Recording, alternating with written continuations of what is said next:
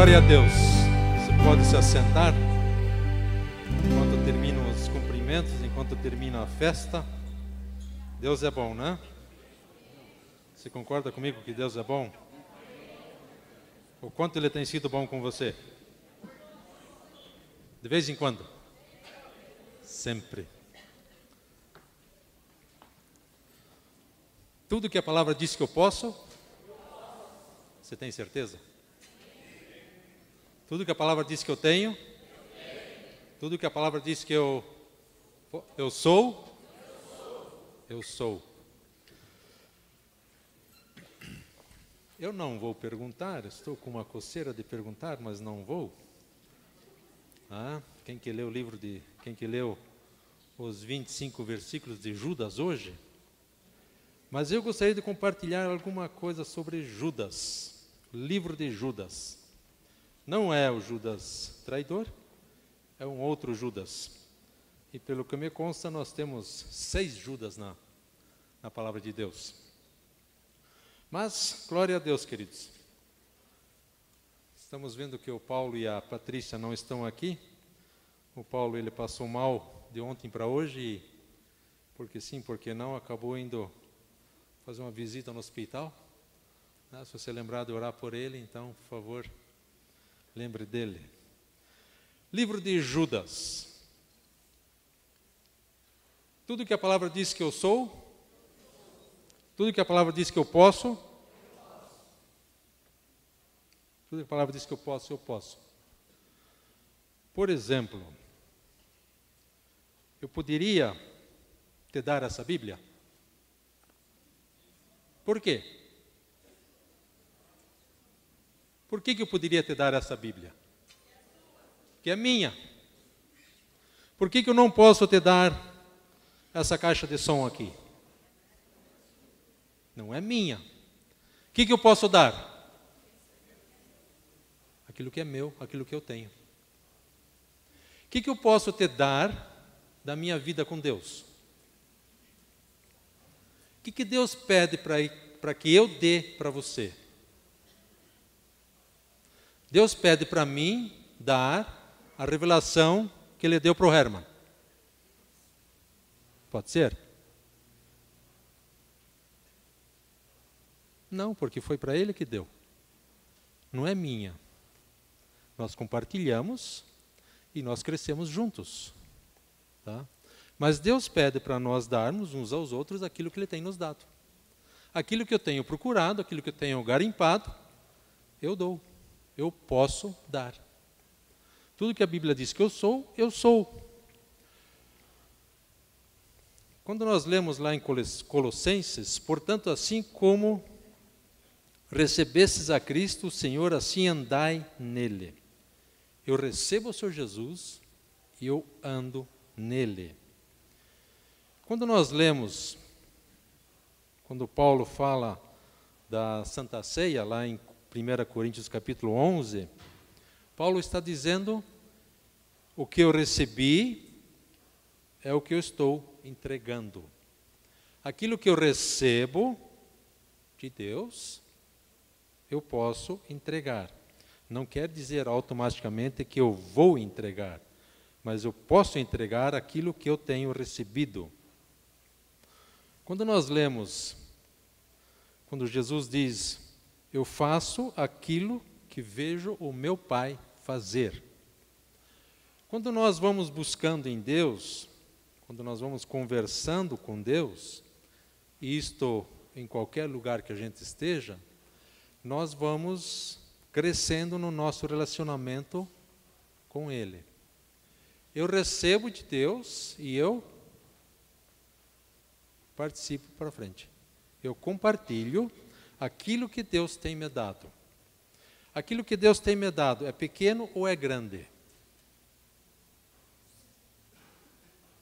Será que Deus compartilha alguma coisa pequenininha conosco? Será que Deus pede para eu te dar uma misericórdia, uma palavrinha? Não. Pode ser pequena aos meus olhos, pode ser pequena no meu entendimento, mas se Deus deu tem o seu valor. Quando Deus te dá algo para você compartilhar, não rotule aquilo como pequenininho, porque tem o seu valor, independente do que seja. Quando nós vamos lendo Judas, eu entendo que Judas fez isto. Algumas coisas que eu tenho feito na leitura da palavra, normalmente eu leio nesta tradução aqui. Mas eu também busco nesta tradução aqui. Se você tem por costume na tua devocional buscar a mesma palavra em 2, 3, 4 versões, você vai acrescentar bastante na tua revelação que você vai estar recebendo. Livro de Judas. Judas, servo de Cristo e irmão de Tiago. Judas aqui ele deixa muito claro quem que ele é. Ele é um servo. Ele declara isso, ele afirma isto. E ele é irmão de Tiago. A quem que Judas está escrevendo esta carta? Como é que continua esse versículo? Mais alto. Aos chamados e amados em Deus e guardados em Jesus Cristo. Quem que é essa turminha? Paulo. Judas escreveu esta carta, essa epístola. Como não está escrito aqui, você pode buscar. Então busque em algum dicionário, busque alguma concordância, e você vai ver que essa epístola foi escrita aos cristãos dispersos, provavelmente na Ásia Menor. Tá? Judas ele escreve esses 25 versículos e endereça eles aos chamados e amados em Deus Pai e guardados em Jesus Cristo. Quem de nós aqui é chamado em Jesus? Quem de nós é amado por Deus? Quem está guardado em Deus? Então isto vale para nós hoje. Eu sou, glória a Deus, amado, eu sou chamado, eu sou amado, eu sou guardado em Jesus Cristo.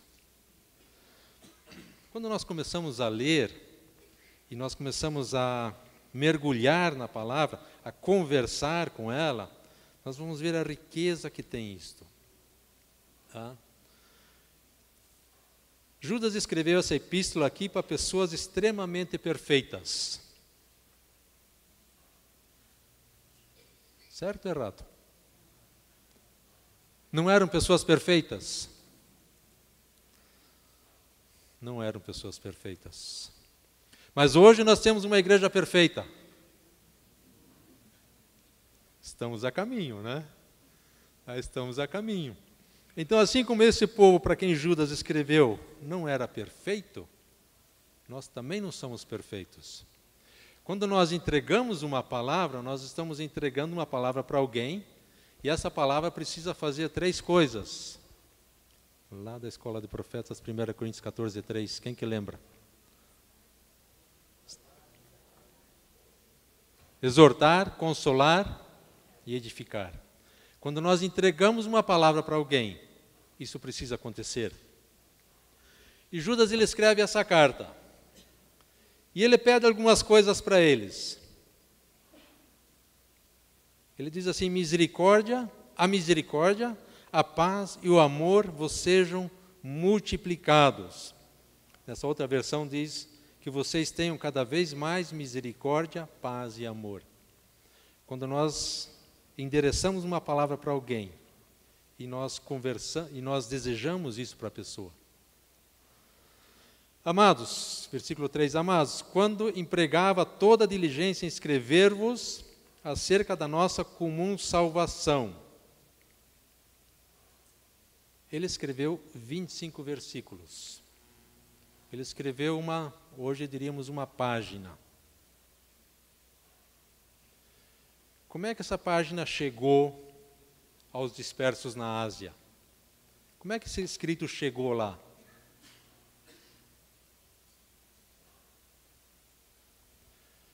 Eu preciso de amigos. Eu preciso de amigos. Judas escreve, entrega para um amigo, e esse amigo entrega para o destinatário. Eu ouço alguma coisa de Deus e levo isso para a pessoa endereçada. Eu preciso de amigos. E às vezes eu preciso ser um amigo. Eu já perguntei isso um bom tempo atrás a respeito de termos amigos. E às vezes tem pessoas que não têm amigos. Mas eu também preciso ser amigo. Assim como eu preciso da tua revelação, eu preciso que você ore por mim, eu preciso que você compartilhe comigo a revelação que Deus te deu, você precisa que eu compartilhe com você a revelação que Deus me deu. Essa via de duas mãos. Nós somos dependentes de Deus, mas aqui nós somos interdependentes. Eu preciso da tua revelação. Eu preciso da palavra que Deus te deu. Eu preciso ouvir o testemunho que você tem. Porque quando você testemunha daquilo que Deus fez através da tua vida, eu sou alegrado. Eu me alegro. Quando você escuta o testemunho que Deus fez através da minha vida, você se alegra e nós nos alegramos juntos. Então, nesses termos, nós somos corresponsáveis, um pela alegria do outro.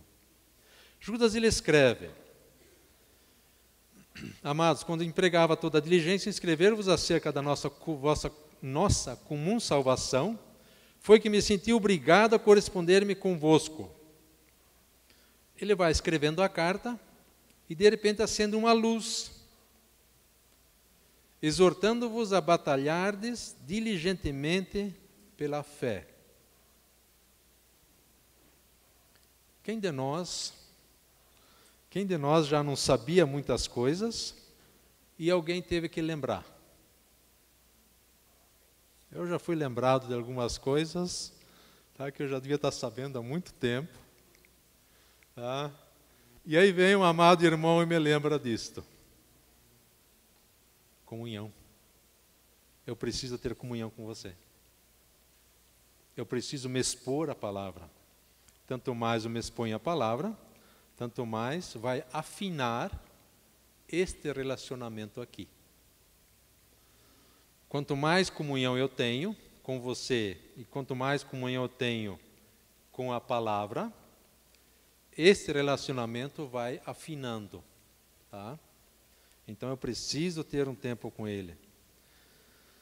Exortando-vos a batalhar diligentemente pela fé, que uma vez por todas foi entregue aos santos. Ela nos foi entregue, nós a temos.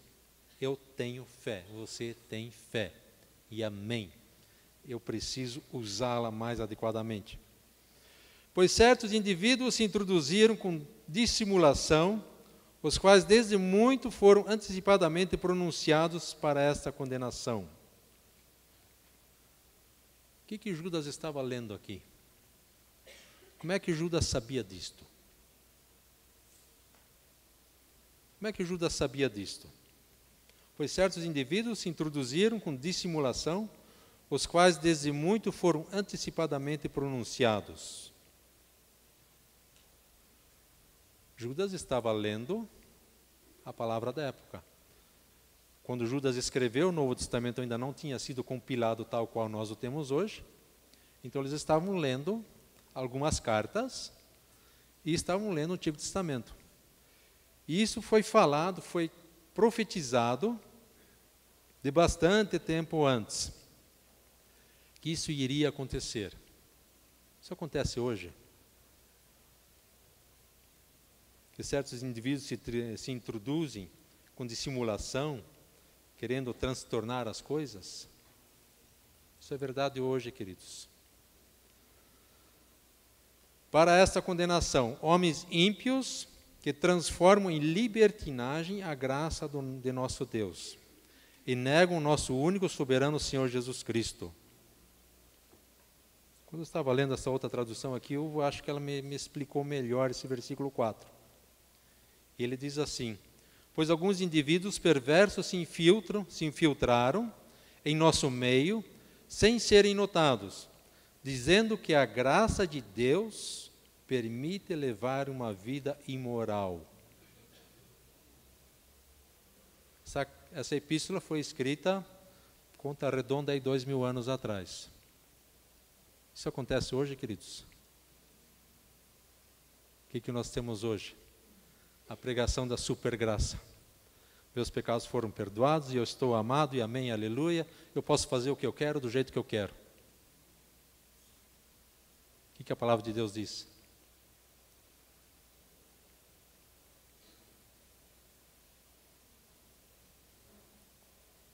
Será que está escrito meio pequeno aqui?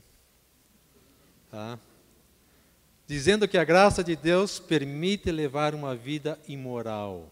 A condenação de tais pessoas foi registrada há muito tempo, pois negaram Jesus Cristo, nosso único e soberano Senhor. Vemos a atualidade da palavra de Deus? Tá? Ela é atual hoje. Essa epístola foi escrita há algo de 2000 anos e ela é atual hoje. Isso é a verdade hoje. A graça existe? Sim, existe. Ela está e está. Eu estou de pé por causa da graça de Deus. Eu tenho o que eu tenho, sou o que eu sou pela graça de Deus. Mas quando eu entendo a graça de Deus, eu vou sair da lei e vou viver na graça. Quando eu vivo na graça, eu não faço as coisas mais porque eu tenho que fazer. Eu, domingo à noite, eu não tenho que ir para a igreja. Eu entendo hoje que se eu tenho que ir para a igreja domingo à noite, isso vai ser um fardo, vai ser um peso, e eu estou indo por lei, estou indo para cumprir uma agenda.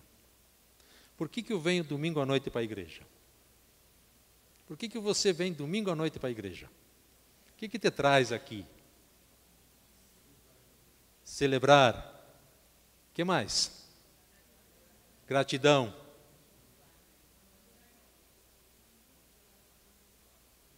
Vocês falam, meu pai, eu não entendo. Prestar culto. Adorar a Deus. Louvar. Eu tenho que fazer isto? Aí é lei. Aí é peso. Por que eu adoro a Deus? Porque eu decidi adorá-lo. Por que eu amo a Deus? Porque eu decidi amá-lo. Por que eu amo a igreja? Porque eu decidi amá-la. Porque eu sei que eu também fui amado.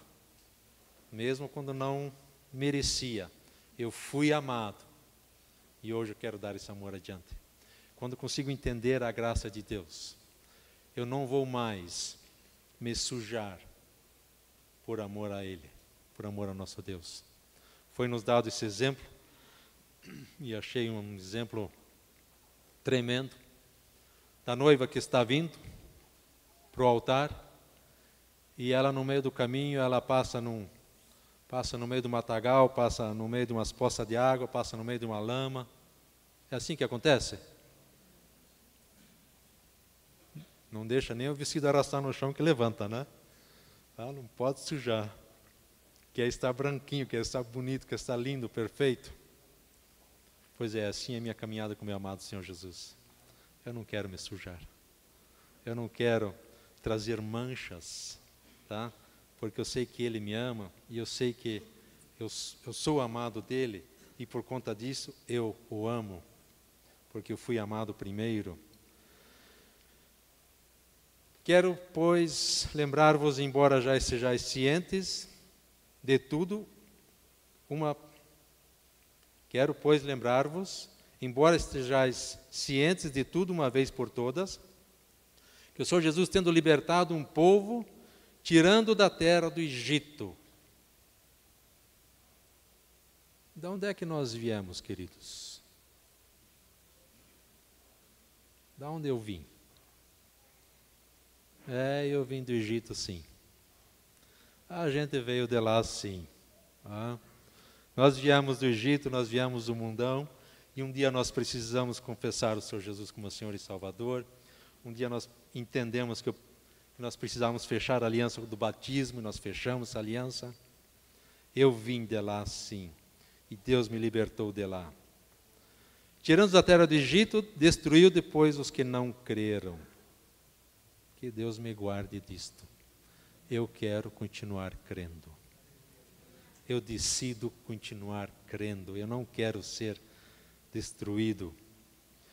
E há anjos os que não guardaram o seu estado original, mas abandonaram o seu próprio domicílio, ele tendo guardado sob trevas em algemas eternas para o juízo do grande dia. O que eu faço quando eu leio a palavra de Deus e algumas coisas que eu não entendo? Deixa na prateleira. Tá? Pegue aquilo que Deus está falando com você hoje, nesse dia. Um outro dia você talvez entenda aquilo. Pode levar mais ou menos tempo. Como Sodoma e Gomorra e as cidades circunvizinhas que, havendo se entregado à prostituição, como aqueles, seguindo após outra carne, são postas para exemplo de fogo eterno, sofrendo punição. São postas para exemplo.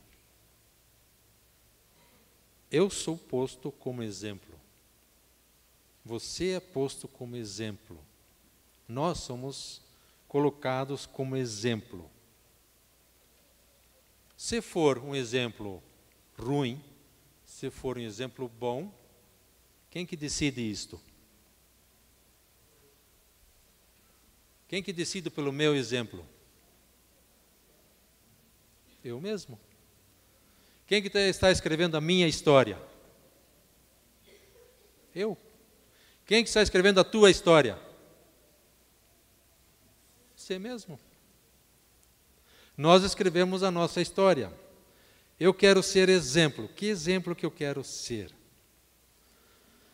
Versículo 8. Ora, esses da mesma sorte, quais sonhadores alucinados, não só contaminam a carne, como também rejeitam governos e difamam autoridades superiores. Versículo 8 aqui, da mesma forma, essas pessoas, afirmando ter autoridade com base em sonhos, vivem de modo imoral, desprezando a autoridade, zombam dos seus seres sobrenaturais. Alguma semelhança com hoje?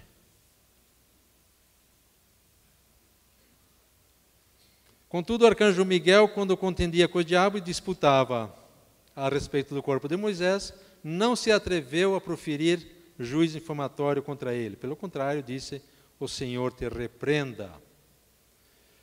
Estes, porém, quanto a tudo o que não entendem, difamam.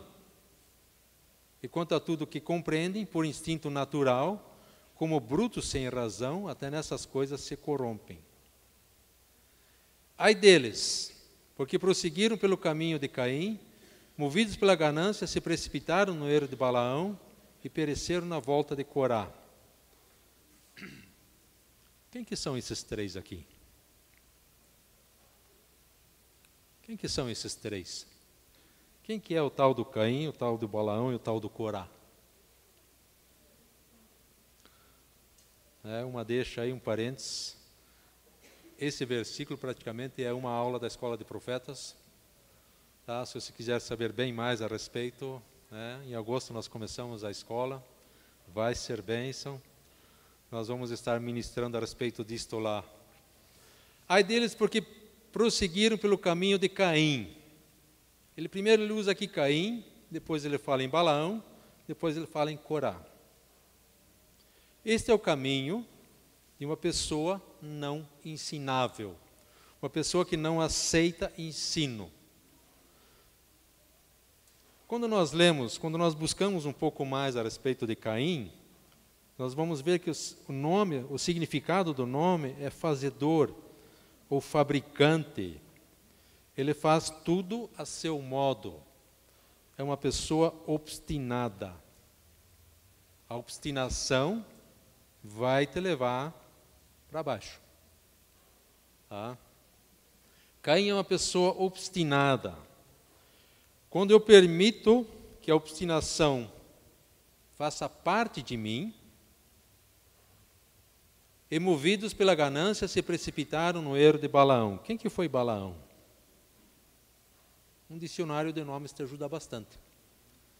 Vá num dicionário de nomes e você vai começar a achar o significado dos nomes e você vai ver quão interessante que é isto. Balaão, devorador do povo, conquistador do povo. O que Balaão faz? Ele devora as ovelhas para proveito próprio. O que Balaão fez? A respeito de Balaão está escrito em Números 21, 22, está escrito a respeito de Balaão. Quem que foi Balaão? O povo de Deus passou pelo deserto e estava às portas de entrar na terra prometida. O rei Balaque conversa com Balaão, manda os embaixadores, manda muitas finanças para Balaão. Balaão é uma pessoa que conversa com Deus quase que frente a frente. É uma pessoa que conversava com Deus, uma pessoa que era profeta, que tinha a palavra profética, mas alguma coisa ali não estava em ordem. Balaque, ele vai conversar com Balaão. Balaão diz para os embaixadores de Balaque: esperem aqui, eu vou conversar com Deus.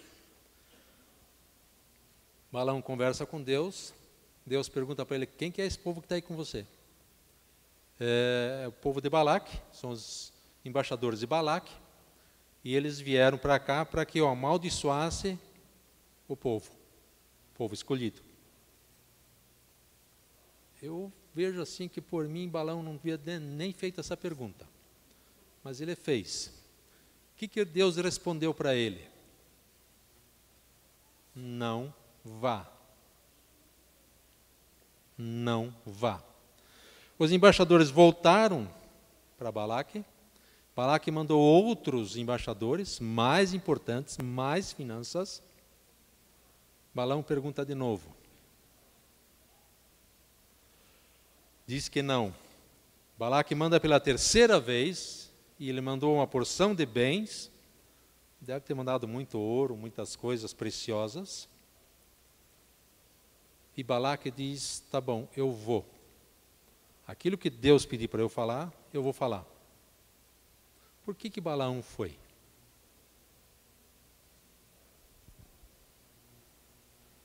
Os olhinhos brilharam. Ele viu as moedinhas de ouro e os olhinhos brilharam. Pelo fato de eu ser tremendamente usado por Deus, amém, aleluia por isso, não quer dizer automaticamente que eu tenho o meu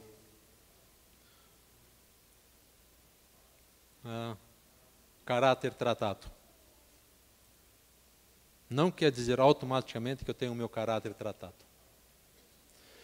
Balaão, como um homem que ouvia Deus, ele foi,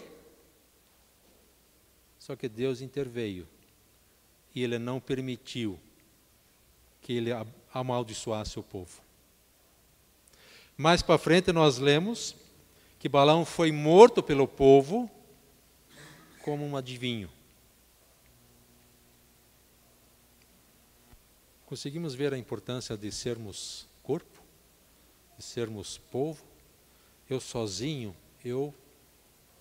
muito provavelmente vou cair. Eu preciso da comunidade, eu preciso da igreja, eu preciso do meu grupo familiar. Tá? Nós domingo à noite estamos na festa grande, durante a semana nós estamos na festa pequena. Aqui nós estamos todo mundo junto, amém, aleluia, é necessário, precisa, mas eu também preciso do meu tempo, onde é que eu posso chegar no meu irmão, meu líder, e dizer: ore por mim, por essa situação. Eu preciso disto. E isto vai me guardar de cometer muitos erros.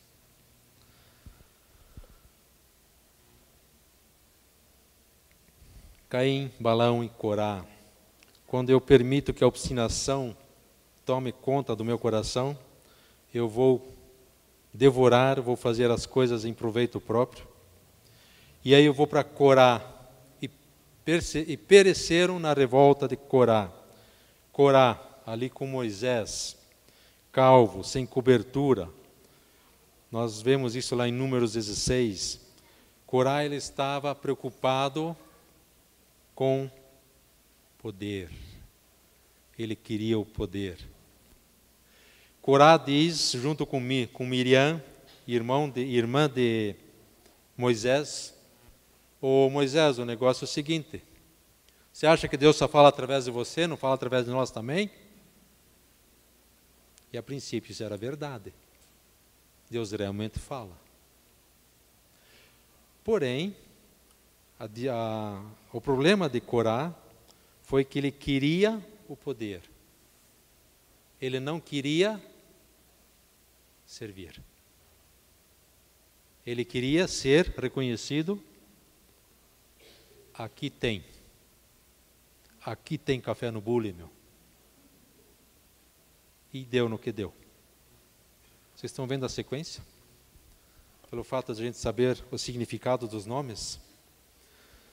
Esses homens são como rochas submersas em vossas festas de fraternidade, banqueteando-se juntos sem qualquer recato, pastores de si mesmos, que a si mesmos se apacentam.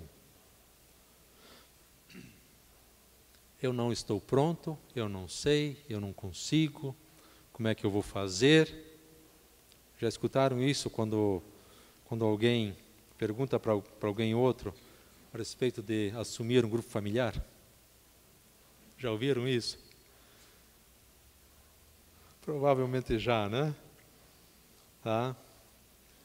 Quando eu começo a pensar eu em mim mesmo, eu não vou ter tempo para servir. Quando eu começo a servir as pessoas, a vida começa a ter graça. E aí eu vou começar a ver que Deus, na sua infinita graça, pode me usar. Deus, na sua infinita graça, vai te usar. O que Ele vai pedir para você dar? Algo que você tem ou algo que você não tem? Aquilo que Deus tem te dado. Eu sei tudo? Não bem. Não sei, mas o que eu dou? Aquilo que eu tenho. Eu compartilho aquilo que eu tenho. Você compartilha aquilo que você tem. Você faz aquilo que Deus tem te colocado para fazer. Muito simples. E você vai começar a ver como é tremendo quando você vê testemunhos de que Deus está te usando. Que pela graça dele, tá, você é sim um canal de bênção. Quando eu resolvo tirar os olhos de mim mesmo, eu vou começar a servir. Quando eu começo a servir, eu começo a deixar um tanto, aquela oração começa a deixar de ser o crente 6 horas. Vocês conhecem o crente 6 horas? 6 horas por mim? 6 horas por mim? Tá? Para mim é mais cômodo. Dizer, você tem a revelação de Deus, né? Então ora por mim. Para mim é mais cômodo, porque daí eu posso fazer outras coisas. Sabe quando é que fica o meu crescimento? Eu não cresço. Eu vou depender. E eu não posso depender. Eu preciso ser um canal de bênção. Deus quer que você seja um canal de bênção. 3 amém deu. Tá? Deus quer que você seja um canal de bênção. Tá? Você pode virar para o seu vizinho e falar isso para ele?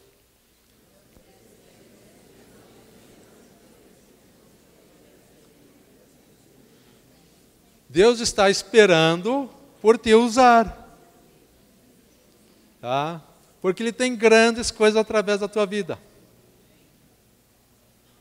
Mas você precisa crer corretamente, crer adequadamente na palavra de Deus. Tá? Quem que capacita a pregar a palavra de Deus? O Espírito Santo que habita em mim. Ele que nos capacita. Quando eu estou olhando para mim mesmo, pastores que assim mesmo se apacentam, nuvens sem água impelidas pelos ventos, árvore em plena estação de frutos, destes desprovidas, duplamente mortas, desarraigadas. Deus espera que nós possamos trazer muitos frutos. E eu passo pelas devidas estações, mas eu frutifico. Ondas bravias do mar que espumam suas próprias sujidades, estrelas errantes, para as quais tem sido guardada a negridão das trevas para sempre. Estão resolvidas a ficar em torno delas mesmas. Aí uma pessoa assim, queridos, não cresce. Quanto a esses, foi que também profetizou Enoque, há bastante tempo atrás. O sétimo depois de Adão, dizendo: eis que veio o Senhor entre suas santas miríades. Como é que Judas sabia que Enoque profetizou isto? Como é que eu sei algumas coisas? Como é que eu sei algumas promessas que Deus me deu? Como é que eu vou saber delas? Como é que eu sei das promessas de Deus para a minha vida? O que eu preciso fazer com esse livro? Preciso ler. Muito simples. Muito simples. E aí nós vemos quanta guerra nós temos para fazer a tal da devocional, né? Quanta guerra nós temos para separar um tempo durante o dia para estarmos lendo a palavra de Deus. Quando eu leio a palavra de Deus, o que acontece com as promessas que estão contidas aqui? Quem esteve segunda-feira aqui sabe me responder. Eu também pensava que era outra resposta, mas aprendi mais uma na segunda noite. Qual que é o nosso maior inimigo?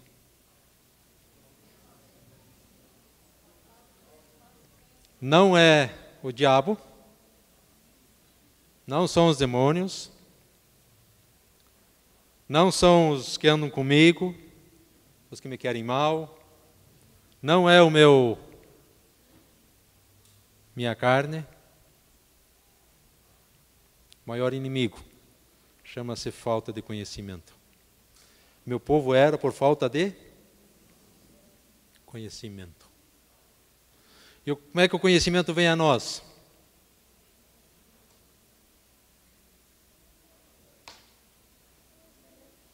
Eu preciso me expor à palavra de Deus. Eu preciso ir e fazer um curso sábado e domingo, sexta-noite, sábado e domingo. Às vezes tem uns mais longos. Mas eu preciso me expor à palavra de Deus. Eu preciso estudar a palavra de Deus. E aí eu vou começar a saber das promessas que Deus tem para mim, e eu vou ter a oportunidade de errar menos, porque eu sei das promessas de Deus.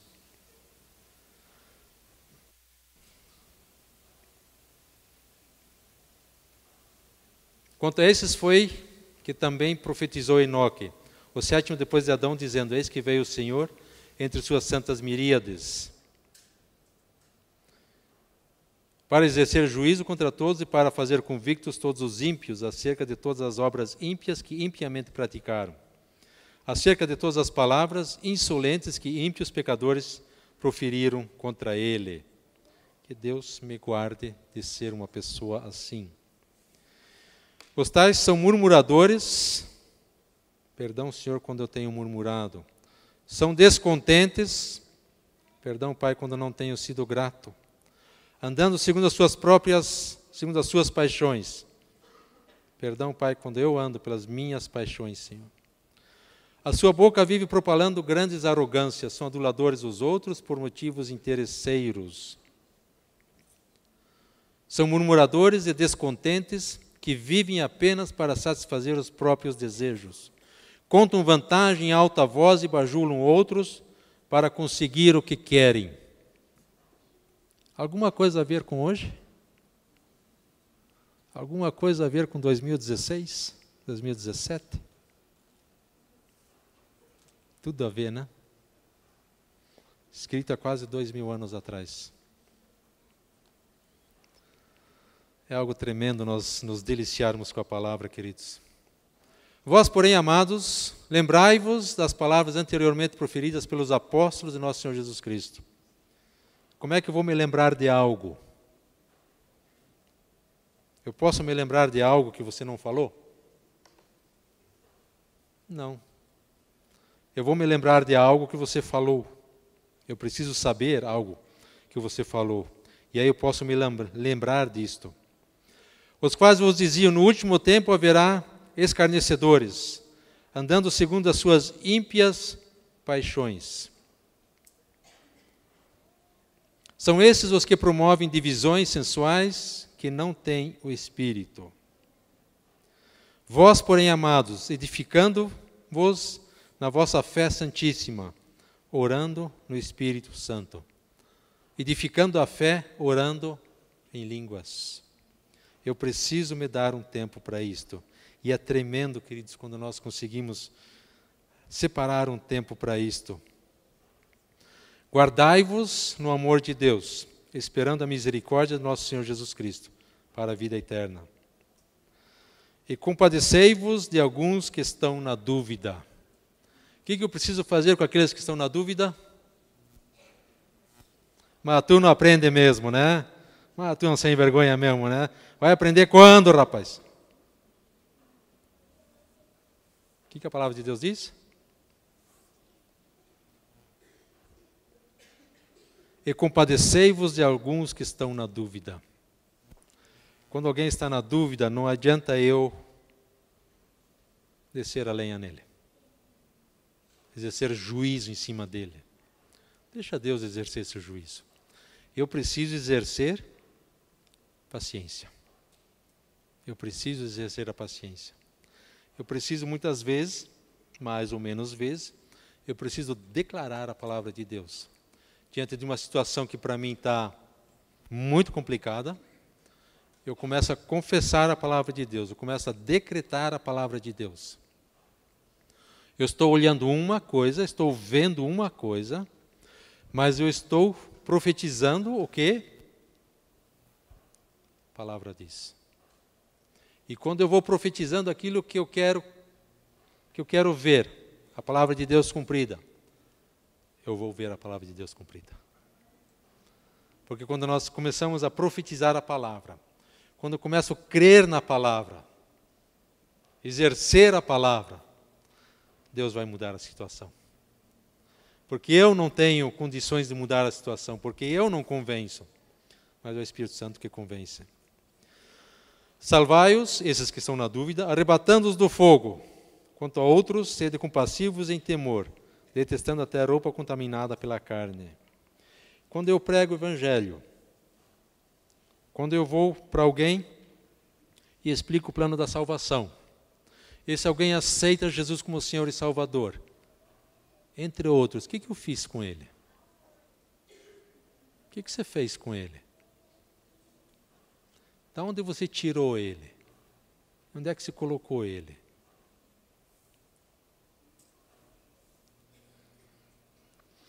Da onde nós fomos tirados? Do Egito. Veio alguém e nos pregou o Evangelho, nós aceitamos. Por que nós temos vida em abundância hoje? Porque alguém nos pregou o Evangelho e nós cremos. Quando você prega o Evangelho, quando essa pessoa aceita o Senhor Jesus e ela resolve mudar, você está tirando ela do fogo, do lamaçal, do pecado e colocando ela numa vida plena, uma vida em abundância. Tal a força da palavra quando nós pregamos a palavra. Isso que acontece quando nós pregamos a palavra. Nós estamos salvando eles, nós estamos arrebatando eles do fogo. Ora, aquele que é poderoso para vos guardar de tropeços, Deus, e para vos apresentar com exultação imaculados diante da sua glória. Ao único Deus, nosso Salvador, mediante Jesus Cristo, Senhor nosso, glória, majestade, império e soberania, antes de todas as coisas, antes de todas as eras, e agora por todos os séculos. Amém.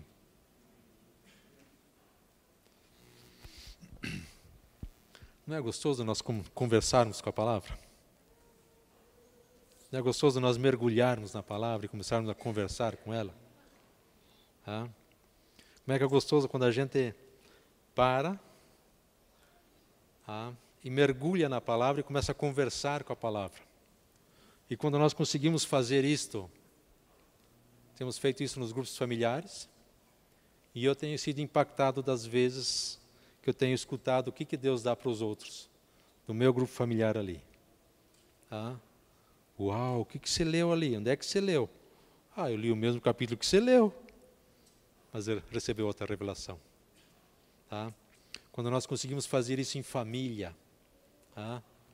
Papais, tá? Pega a mãe dos teus filhos, pega os teus filhos, põe à mesa e começa a conversar com eles.